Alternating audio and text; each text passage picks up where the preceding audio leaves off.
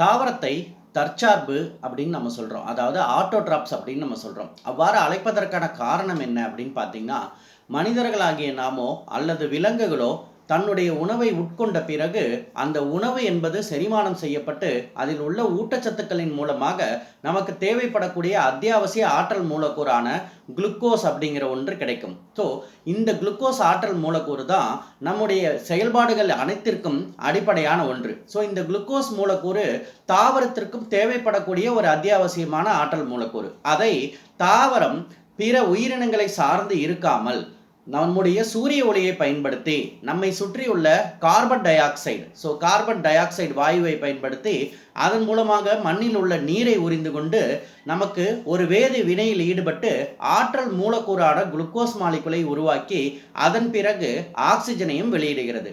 இந்த ஆக்சிஜனை தான் நாம் நம்முடைய சுவாசத்திற்காக பயன்படுத்தி வருகிறோம்.